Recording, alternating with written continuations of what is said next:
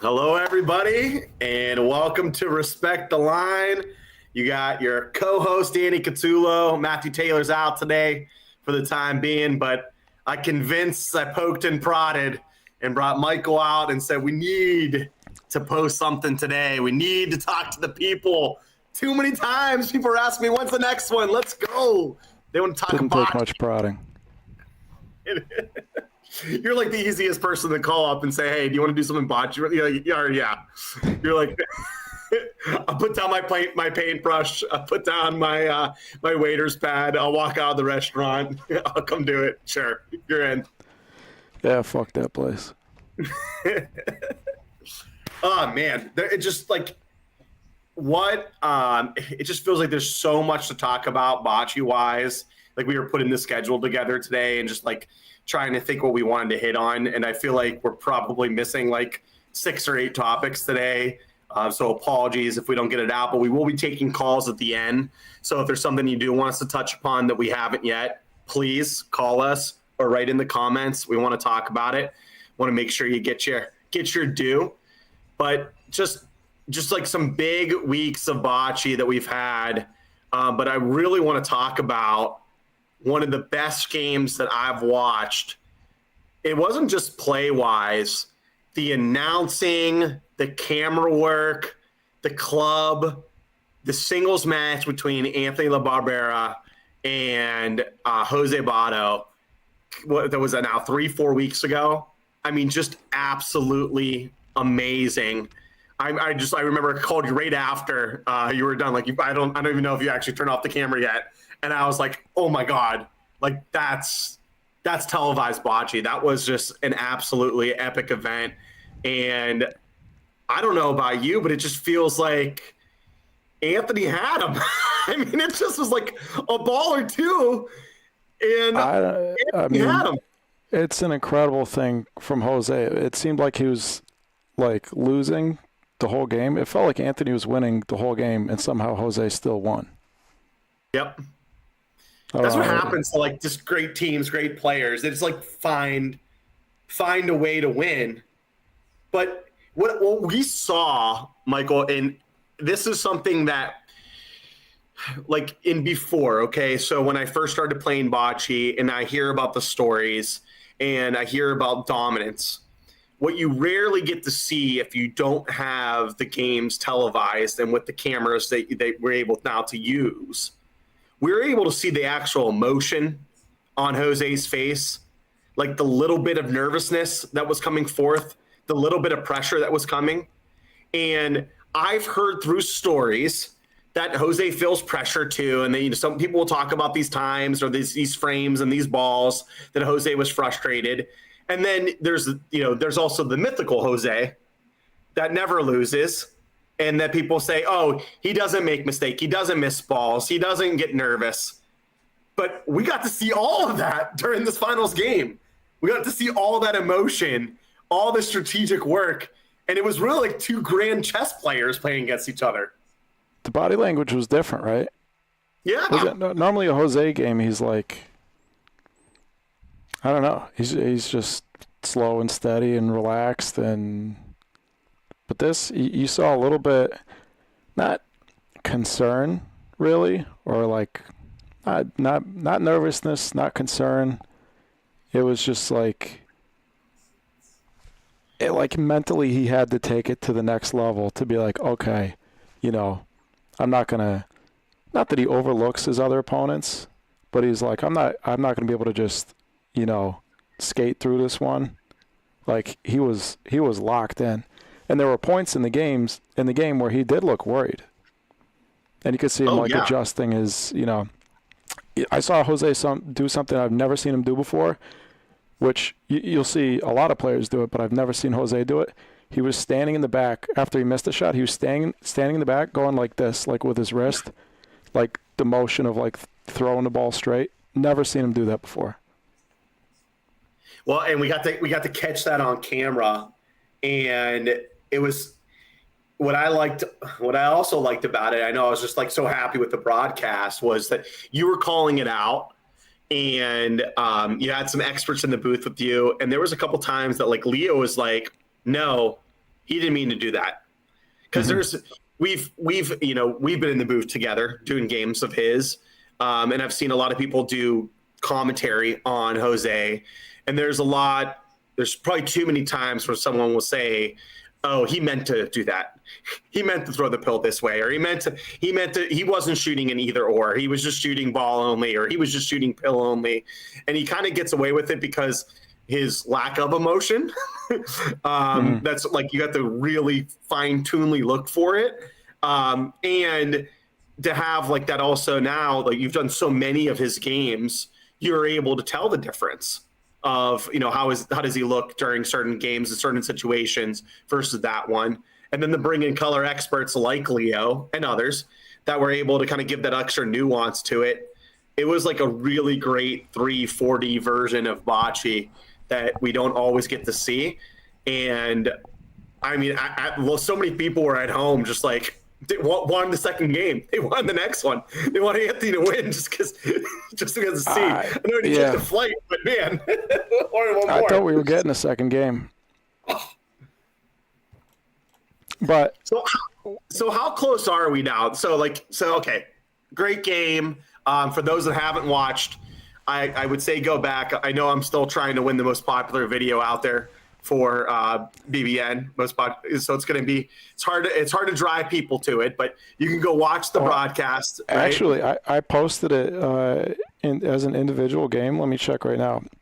It got 6,000 views in like 3 days. I don't know what it's at now. I think it's been up for about a week, but so make sure you go on to BBN's YouTube channel, go rewatch that game. I would say that we've probably brought it up at Lorenzino's, like in the cigar room. Corey Wetway loves to put it on like before. Everyone just wants to watch that, rewatch that game and like dissect it a little bit. It's a fantastic game to rewatch. Yeah, it's a 6,500 views right now. What I wanted to talk about though is, so there's this chasing Jose. So is there somebody that's going to be better than him consistently?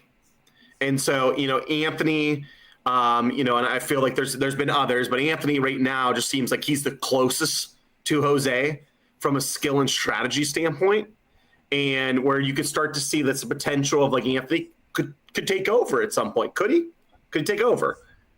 But then there's this also like interesting aspect of it that Anthony plays a ton of open bocce, even more so than Jose, and maybe just because he's younger in his career, and it's just different now than when Jose was first starting out, or at the, I would say, the experience level that Anthony's at, and he's just doing it a lot more. He's playing team bocces out there, and so there is less of the mystique that comes along with Jose because there's more people that have beaten Anthony in not necessarily a singles match, but in a doubles match or in a triples or in an open four.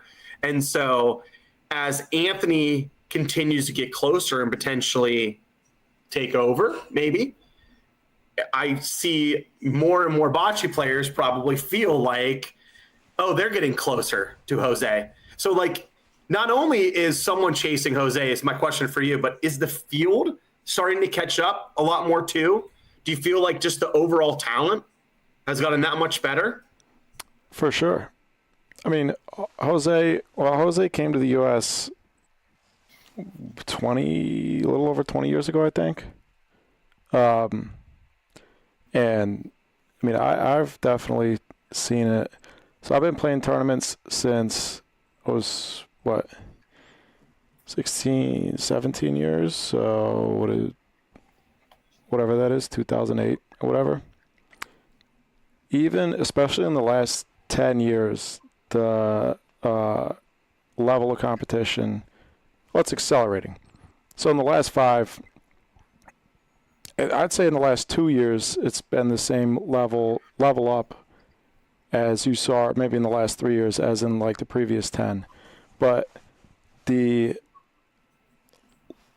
level of skill that you need to have to win is anywhere is definitely a lot higher. It's an interesting point that you bring up about like Anthony's evolution versus Jose's, because Jose was kind of that mythical figure from the beginning, because when he came over, he was so great.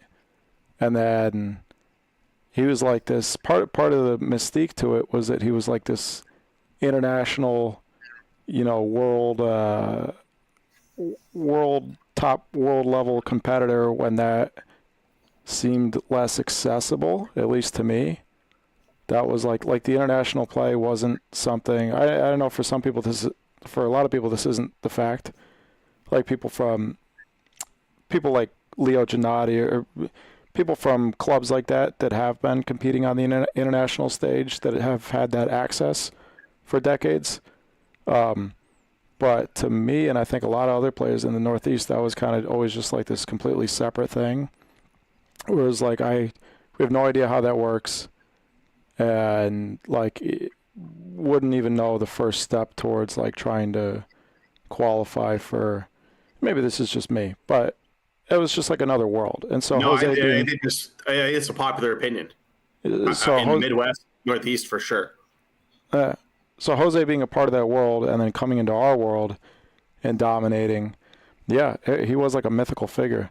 But that's an interesting point that you make about Anthony, because Anthony has progressed so much in the last 3-5 years, whatever, that there are a handful of people out there who have beaten him.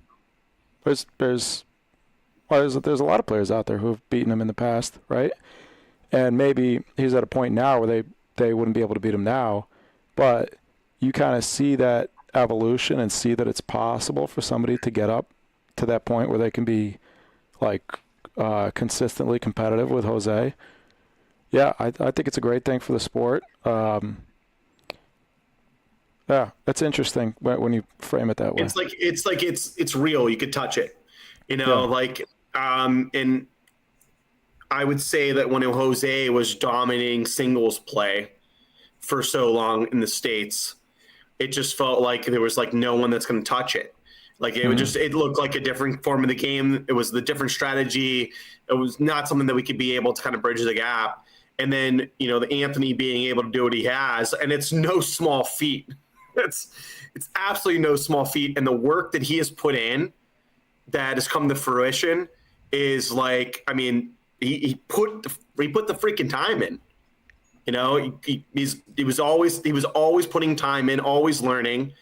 God knows how much he spent studying tape, understanding the strategy, and it's come to fruition for him.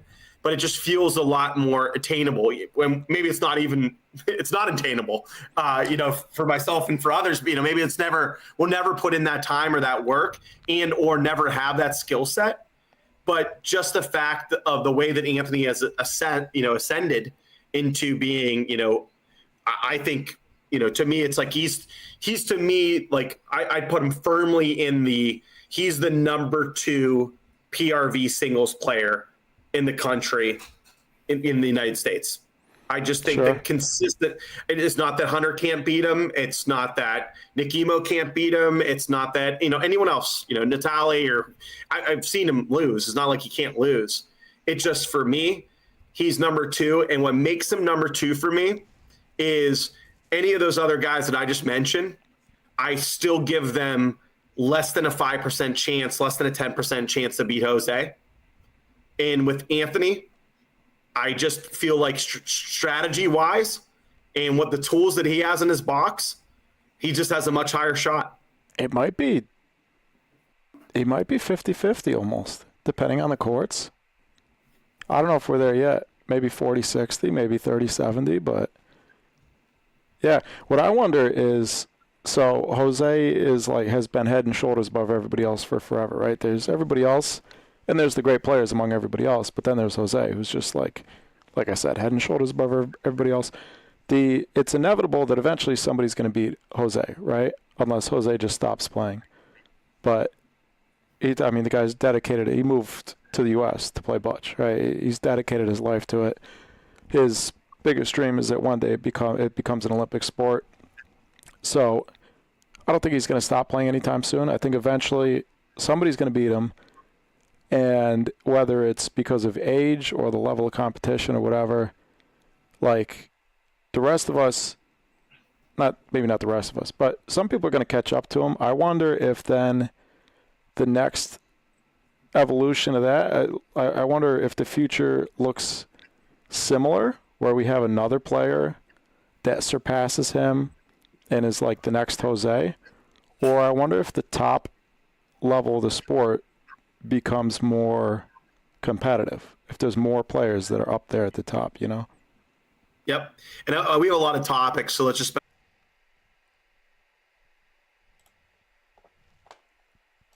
Hold on, I'll get you back.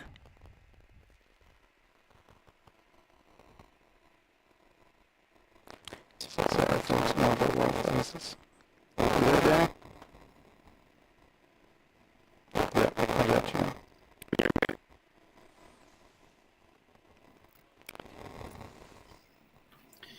So I wonder what's better for the sport. Oh, I lost you. I don't want to go back for this.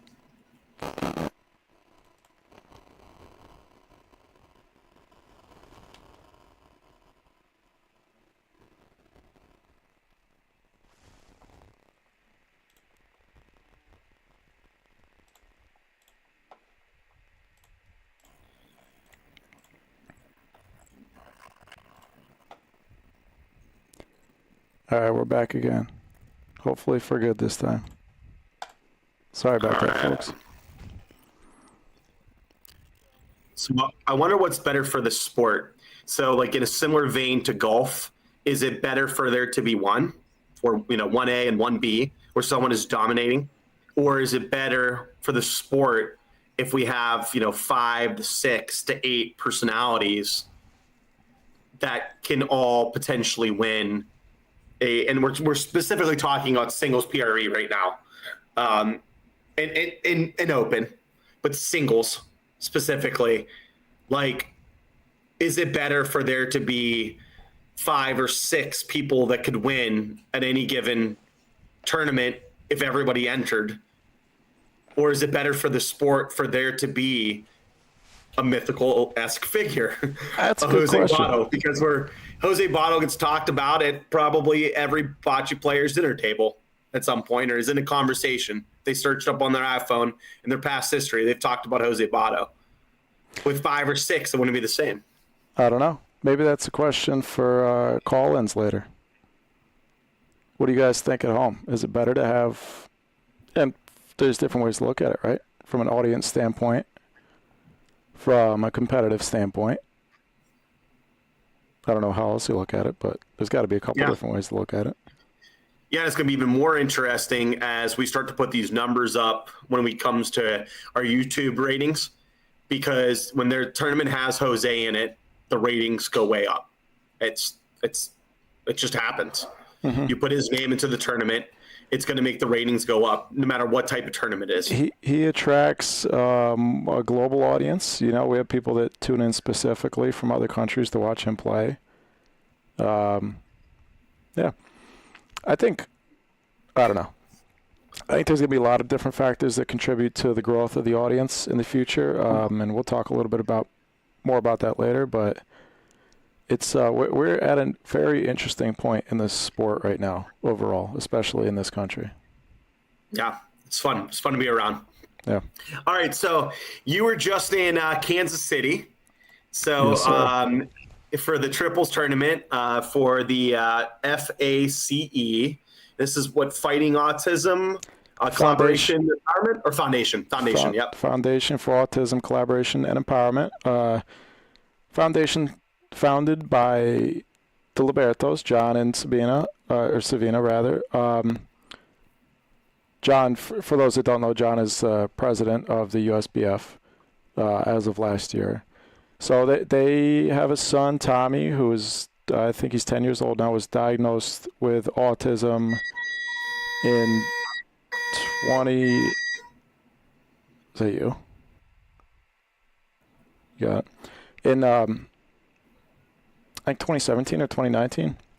But so they started, there's all these, beyond just, the struggles that you can imagine raising a child with that diagnosis, there's all these resources. They gave us a number. It costs, in the first 18 years of an autistic child's life. It's going to cost the parents $1.8 million in healthcare therapies. And so they started this foundation as a resource for other families, specifically in the Kansas City area. For now, they'd like to, one day, they'd like to be able to expand beyond that. But so they held this Triples Bocce Bash to help with their water safety initiative. They've got already over $55,000 in grants that they've been awarded to provide adaptive swim lessons for children with autism. They've already provided over 1,700 adaptive swim lessons. And they had a representative there from the YMCA Greater Kansas City. They had a few different representatives there. I was distracted trying to film stuff when they were talking about everything. But incredible foundation, incredible event. Kansas City, for anybody who hasn't been there, really cool city. A lot of very neat neighborhoods, like a lot of very different neighborhoods, but a lot of cool stuff going on around the city. Super nice people, great barbecue, really cool club. I love a bocce club with low ceilings.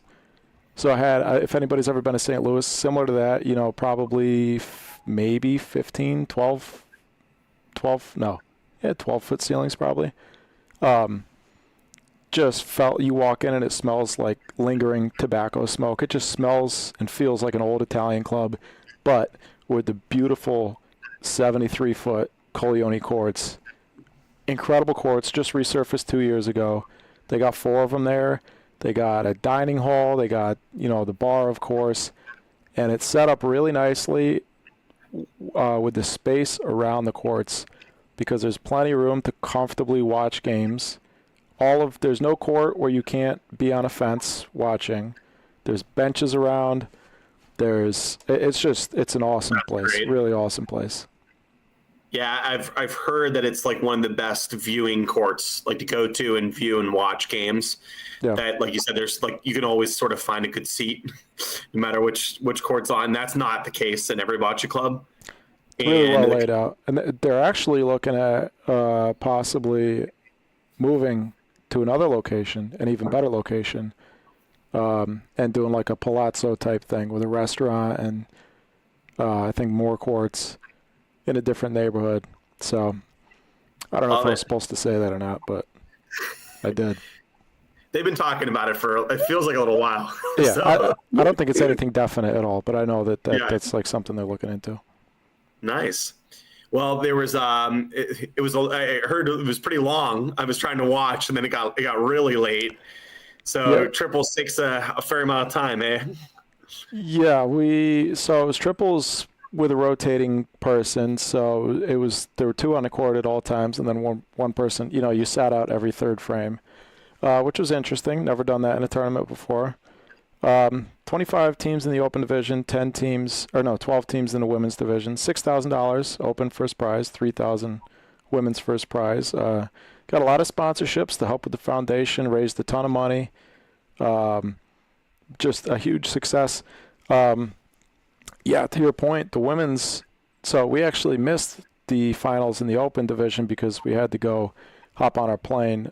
We almost had made it back up with the schedule. We had almost caught up at that time, but it just, unfortunately, we got up to the winners bracket finals, and then I had to go to the airport. But wow. Yeah, women's division finals finished at about 2:30 in the morning. Really awesome. Easily. So it went to 2 games. The first game, easily the best women's game I've ever seen. One of the best straight up bocce games I've ever seen. Awesome game, fantastic game. A lot of great shots. I mean, one shot in particular by Lilia Zaparaniuk. I think it was pretty early in the game. You know the shot I'm talking about? Yeah, I saw it. Yeah. We couldn't even tell what she was looking at, and she splits these. She shoots between these balls and get Paulino for 4 points. It was one of the best shots I've ever seen. I love it. It's like, and just to think that if you weren't there, that, shots like that would just be talked about, like, in the bar. Like, Oh, good. Very happy that we were able to catch that on the broadcast for sure. Yeah. I love it. And So do you have the winners? I know the winners from the open side. What was the winning team from the women's side? they were the Playmates from St. Louis. It was Gail Morris, Sue Zona, and Dee Marino. Love it. They beat ABC 105 twice in the finals. It was Alicia Harvey, Lilia Zapraniuk, and Vanessa Garippo. Those ladies have been undefeated through the whole tournament. And first game of the finals goes 12-11. And then, the second game wasn't as close, but it was still another good game. Love it. And then on the men's side, it was Team Tommy from KC that won. So that was Johnny, Liberto, Frank Pisciotta, and Joe Maz, right? Yep, Joe Mazzefe. Great. And then second place was Emo's Pizza, and that's Nikki Emo, Michael De La Croce, and Vincent Weinbauer. We have three players that we all know. And then the train, Choo-Choo, Salsicha, train, got third place, Danny Drago, Cameron Clifton, and Luke Pulliam. Yeah. Love it. Yeah, great. No surprise in any of those teams there. I think it's great that Team Tommy, named after John's son Tommy, who had been diagnosed, several years ago, and who the whole foundation, the whole event was about. How appropriate that they won. Yeah, just a really special cause, and from all my conversations with Johnny, John's such a great guy. Yeah, and he puts in work for his work, for his family, for Bocce, and for this. So pretty special, and I'm glad that there was so much support out there and all those sponsorships, and hopefully this is really just the beginning, because I think there's more stuff that we could do, especially as this idea starts to grow for him, and as he starts to see what he wants to do. There's a lot of autism awareness happening in April. I think it's a great time to be able to do that, and hopefully we can get more and more people out there to the tournament. Yeah, he's already raised an incredible amount of money, and I know that he's planning on making that an annual event. So for anybody who's able to get out there in the future, it's a great cause. I think it's a no-brainer. If you can be there, you should be there. One short thing, just to show you how hospitable and how great the people are there. Friday was my birthday. John knew it was my birthday. He surprised me with a cake. He called me up. I was doing some work on my computer. I didn't notice. They brought a cake out. They called me up in front of the club. Everybody sang happy birthday to me. It was the nicest thing ever. He even went, secretly got in touch with somebody, with Bridget. She called my parents. They found out I like tiramisu. They got me tiramisu. Just the nicest. I thought it was the nicest thing ever. Midwest nice, man. You can't beat it. That was great. And you love tiramisu? So do I. Who doesn't? Listen. If you don't like tiramisu, I don't trust you. You're talking my language. Me and Timmy Wilson, every bocce tournament that's in some little Italy, doesn't matter which state, which city, we will go out after. We sneak out after, and we get tiramisu. It's like our guilty pleasure. It's automatic. That's the way to my heart. I love it. So we also we also had a great tournament this past weekend in the Youngstown area, and that was at Crickets. So that's always, you talk about late tournaments that was going for the triples in KC. Crickets being on one court, especially in the bracket play, we had some late nights going on there where there's teams playing at 2:00 in the morning, 2:30 in the morning. You play on one court, you might have a 3, 4, 5 hour break before you're playing again. And it really is like a testament on like those that can stay together. From what I've seen especially on one court tournaments, it's very much team vibes, because you're just like, you're not playing all the time. You're waiting. You're going to have to spend some time with your team. And like, God forbid you have a loss or like, not so good. One of your teammates has not so good game. It's not like you can make up for it in like an hour. You can wait hours until you'd be able to do it again. And so what I typically see is like teams that have like, kind of stuck it out together throughout the tournament. And that's why I'm not surprised when I saw Pope Saints win. As I was watching a lot of their games through the live stream.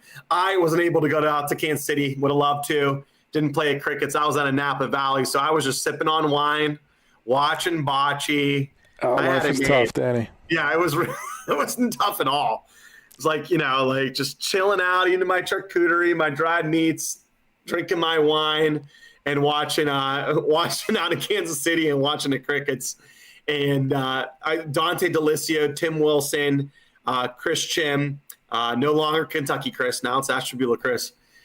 So he's back to Ohio Chris. And then Frank Popio were champions. And they really they played for each other.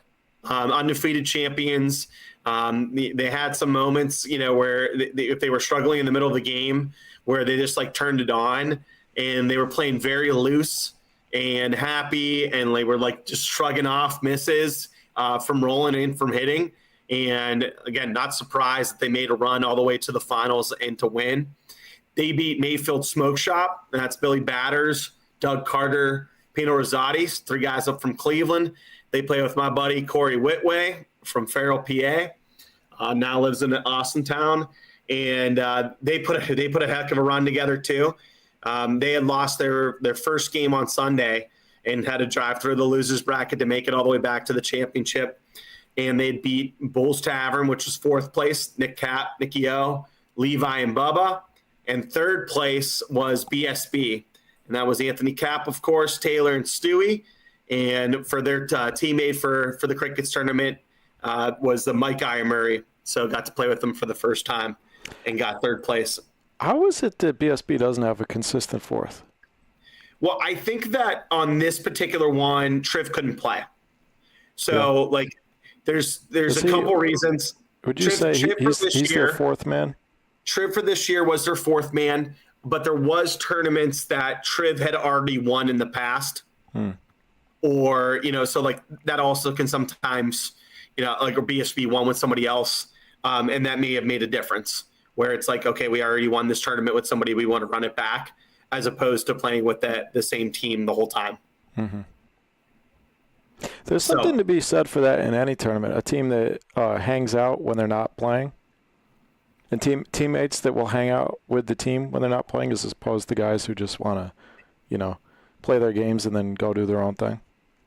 Go off and do your own thing. Yeah, it's like, I was watching before I left. I got to watch the first day, that the Thursday night bracket at Crickets. And, Corey, who I'm good friends with, and wanted to watch him play with Batters and Doug and Pino. So came out and watched a couple games. And, after they had finished a game and won, all 4 of them are grabbing dinner. They're playing cards. They're bullshitting at the table. And, for Corey, those 3 are friends. They know each other very well. Corey doesn't know him as well. And that's, just a great time to, quote-unquote, bond with your team. But to me, those moments matter. I feel like when the team is bonding well during the tournament, and or you have teams like BSB and ABV, some of the ABC teams that you've seen, always play with each other. Mm-hmm. It was like being through those tournaments and being able to hang out through long days, long weekends, I think makes a big difference. And it's a reason why a lot of them are up there towards the top, in the top 4, 5, 6, always in the money when they're able to play with each other like that. Yeah. Yep. So speaking of teams, we've just finished out the first Empire Cup event. So that was at the Galliano Club. And the team of... Oh, that was at Waterside? Galliano Club 1. Galliano Club 1. Got it. So it was at Waterside. Oh, that's right. And it was Russ Johnson, Mason, Ezio, and Joe Peterson out there. Yeah. So they're the champions. Galliano Club was won the event number 1, and they beat Jensen 1-5-6. It's a pretty good championship game too, if I remember, just like a point or two. Yeah, 12-11, I think. Wow. Yeah, so that event. So we'll have 10 regular season Empire Cup events, plus the playoffs at Tokelana in December. That first event was, we got 16 teams in the Empire Cup this year. That first event was all 16 teams and only those 16 teams. And that was a 4-person event. Most of the regular season events are going to be doubles events for a few reasons, but it's a way for teams to get multiple results per event, especially teams that have to travel a lot. Like we got a team from Toronto, a team from Long Island, right? These guys, may not be able to attend every event or events in certain regions of the state, but we still want them to be able to be competitive and, to have a chance at doing well in the regular season. So one way to do that is to have doubles events. So I believe all but 2 of our regular season events are going to be doubles. And the only ones that we're going to do 4-person for are the 2 clubs that only have 2 courts. So that's Galliano Club and Waterside Club. So 16 teams, 6 people per team. So in theory, for a doubles tournament, a team can get 3 different results. And the way that it works is we take the top 10 results overall at the end of this regular season, and those will count towards the standings. So let me pull up let's see. So here's our standings after the first event. You can see Galliano at the top. Everybody's got 1 result, of course, because it was a 4-person tournament, so each team had 1 squad in there. And yeah, I mean, everything else there. And to get more information for the Empire Cup, you could just head over to the Facebook page, and you'll be able to see the rosters, and you'll be posting there on the standings, I'm guessing, and everything that's going on. So also, you can go to the BBN site and go to the Empire Cup page there. We have standings posted there, as well as rosters, schedule, and I'll be adding more information to that page as the season goes on, as far as like rules and stuff. But basically the way the scoring works, for those who are curious about the points, is you get points for participating. So you get 5 points for participating. You can see at the bottom of the standings there, the teams that didn't win a game but showed up, they all got 5 points. You get 5 points per win in round robin. And this is going to get a little, saying it all at once, it sounds a little complicated, but it all, it's pretty logically thought out, and it makes a lot of sense. So you get 5 points per win in the tournament, including round robin, unless the round robin groups are 6 or more. So, for example, Lockport, event number 2, which actually one of the flights already happened, but the rest of the flights are going to be later in the week, and we will be broadcasting the finals, the final day on Sunday. There are 8 teams per round robin group, so each of those wins, round robin wins, is only going to be worth 3 points. But otherwise, 5 points for participating, 5 points per win, and then you get points based on finish. So 100 points for first place finish, 75 for second, 50 for third, and I think 30 for fourth. But all those, oops, wrong image. Here we go. All that stuff. Yeah, you can go to bocceBroadcast.network to keep up with all that, as well as go follow the Empire Cup on Facebook. And you'll see throughout the year we'll be posting tons of updates and keeping up with all that stuff. Love it. It was definitely a great way for your, I'll call it your area, but it's a pretty large area, like we talked about distance-wise, to be able to do something that's uniform.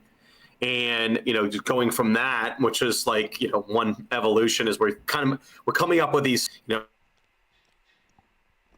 BU Cup Tour, onto the tournament champions over on our side, the Empire Cup, all these different things we're coming up with to be able to try to unify the game in different ways.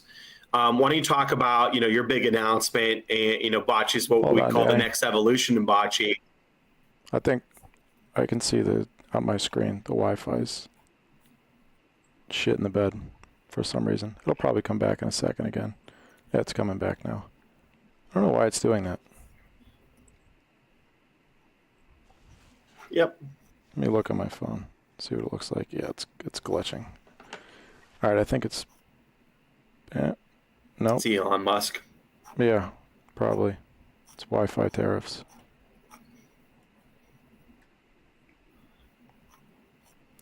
Bear with us, folks, if you can hear me. This happened earlier. It should come back in a second. All right, I think we're back now. Better now? The numbers look better now. I'm not sure why that happens. I might have to hardwire in the future. Or maybe somebody else is on the Wi-Fi. Oh, that just dropped out again. Hold on. 1 second, Danny. Let me make sure nobody's on the Wi-Fi.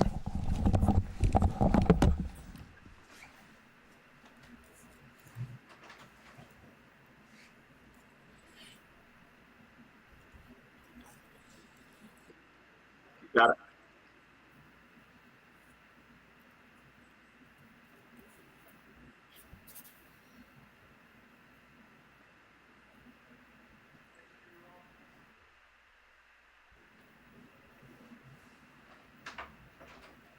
We need like the we'll be right back screen.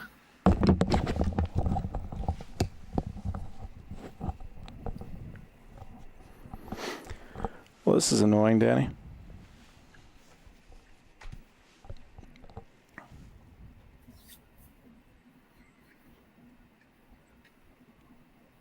The router is literally right behind me.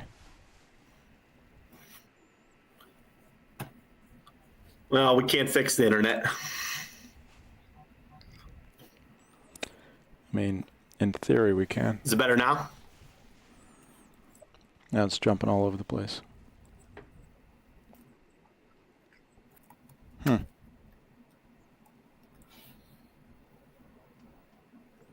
It did this earlier. Like it dropped out for like 30 seconds and then came back. I wonder if I do this.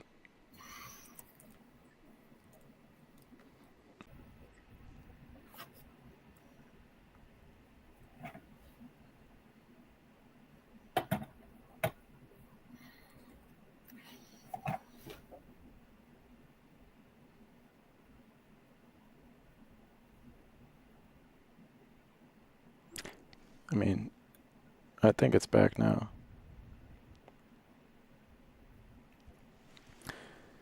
Folks, if you're still there, sorry. It's a Wi-Fi issue. I think it's, yeah, it's. So yeah, I'm able to see you now. It's not glitching.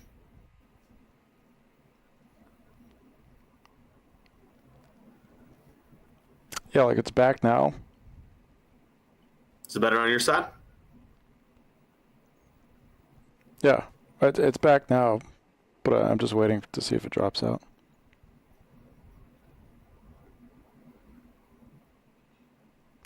Again, folks, sorry. Wi-Fi. Not much we can do about Wi-Fi. If this signals, I can call Spectrum and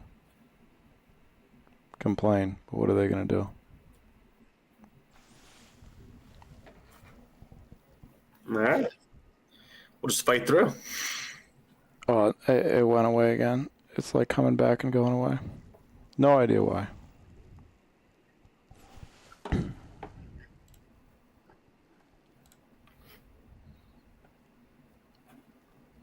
want to stop it and start it again?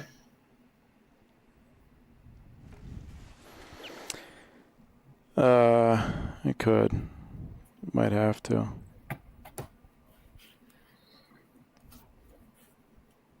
You can hear me, right?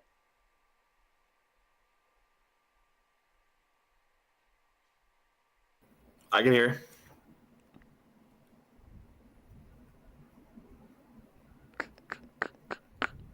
I'm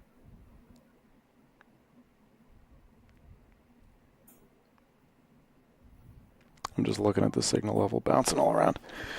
All right. Let's